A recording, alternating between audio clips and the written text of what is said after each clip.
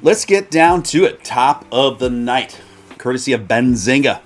Dogecoin co-founder Billy Markus hits back at Mozilla's decision to halt crypto donations, calls internet outrage hypocritical and stupid. This definitely sounds like something Billy Markus would say. Even as cryptocurrencies are slowly gaining mainstream adoption, the path forward isn't smooth for many digital currencies. Dogecoin co-founder Billy Markus came down hard on Mozilla for backtracking on its decision to accept donations in cryptocurrencies. Markus attacked Mozilla for succumbing to what he called an ignorant reactionary internet mob.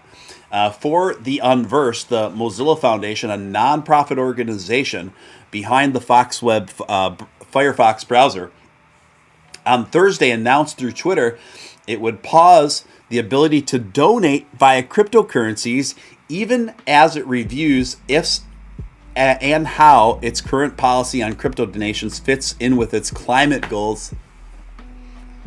Okay. The foundation faced a backlash from Twitter when it announced an earlier decision to accept donations in digital currencies such as Bitcoin, Ethereum, and Dogecoin. Those opposed to the move, primarily on environmental grounds, took to Twitter to express discontent over Mozilla's decision and threatened to cancel reoccurring donations to the foundation.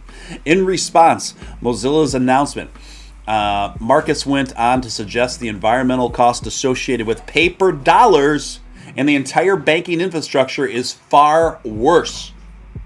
Accepting cryptocurrency doesn't mean we support every aspect about cryptocurrency, just like accepting American dollars doesn't mean we are okay with all the atrocities America has committed, Markus tweeted.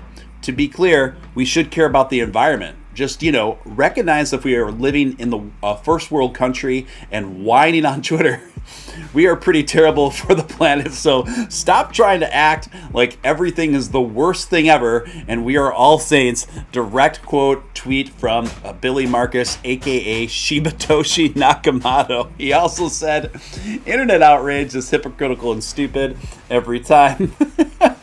I'm laughing because I know Billy, and this is so Billy. And I gotta give a round of applause for my friend Billy Markus there. I think he handled it pretty well. I think he took the hammer and he hit it right on the head, guys. I really couldn't express that any better myself. And how ridiculous for Mozilla to turn down donations just because they're in cryptocurrency. Pretty much at the behest of a bunch of virtue signaling, Twitter outrage commenters, feigning outrage over something they know very little or nothing about in the first place. And if we're going to play that kind of game, that kind of virtue signaling game, why don't you look down at where your smartphone was made from, and chances are it was on the backs of slave labor wages and many times children on those production lines, etc., etc. So if you're going to open that Pandora's box, we can go there, but I think it gets to the point of absurdity. I also think that Billy is right on when he compared it to the traditional banking system, the traditional fiat system, and all the energy that's expended, right? All the energy that's expended around the current system. I've talked about this many times. Furthermore, the environmental concerns about crypto mining is greatly exaggerated, particularly when we look at how quickly all the mining technology is trending towards much more energy efficient ways. And this is happening at a very, very rapid pace. In fact, I cited a source on here a couple months ago. I wish the source is eluding me right now, but it went on to say that nearly 90% of all Bitcoin mining would be much more energy efficient and greener within the next just 2 years here. So the environmental impact of cryptocurrency, I believe, is greatly exaggerated, particularly when we look at how much energy the traditional systems we have in place costs. Anyway, well handled by Billy Markus, calling that stuff out. I thought that was the most amusing story, particularly when Billy's rants make it onto